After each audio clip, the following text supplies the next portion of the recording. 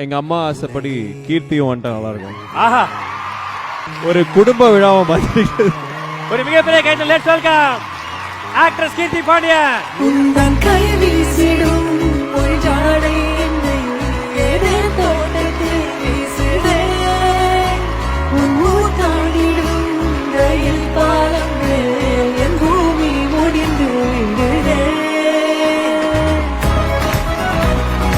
என் முதல் நாயகன் நீ, எந்தன் காவலன் நீ, என் உயிராரம்பம் நீ, நெஞ்சின் ஆசையும் நீ.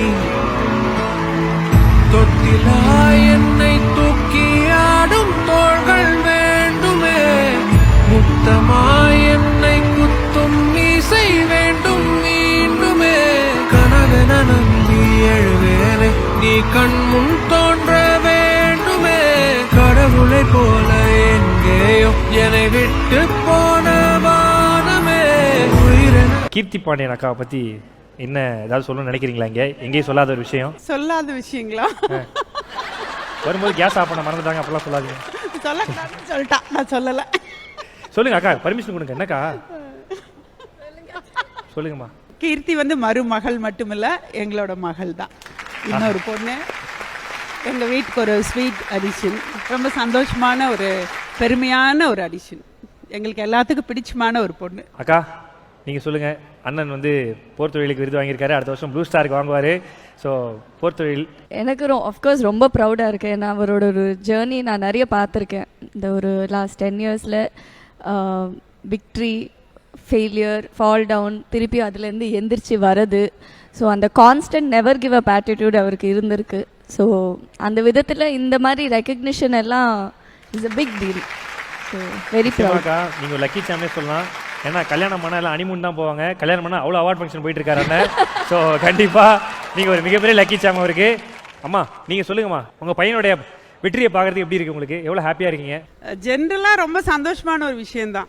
ஒவ்வொரு வருஷமும் பிஹைண்ட் வுட்ஸ் அவார்ட் ஃபங்க்ஷன் நான் பார்ப்பேன். நன்றி பிஹைண்ட் வுட்ஸ். ஏன்னா இந்த வருஷம் இந்த அவார்ட் பட்டியலில் என் பையனோட பேர் வருதா அப்படின்னு. ஏன்னா அதுக்கு நிச்சயமாக அவனுக்கு தகுதி இருக்குன்னு ஒவ்வொரு வருஷமும் நான் நம்புவேன். இந்த வருஷம் நீங்கள் அவார்ட் கொடுத்தது எனக்கு ரொம்ப சந்தோஷம். ஸ்கூல் படிக்கும்போது அண்ணன் வந்து இந்த கண்ணாடி முன்னாடி நடிச்சுலாம் பார்த்து அந்த ஆக்டர் ஆகணும்னு ஒரு ஆசையில் அந்த மாதிரிலாம் பண்ணி அடி வாங்கியிருக்காரு அவங்கள்ட்ட? அந்த மாதிரி பண்ணி அடி வாங்கினது இல்லை. அடி வாங்கியிருக்காரு, பட் அதுக்கு இல்லை.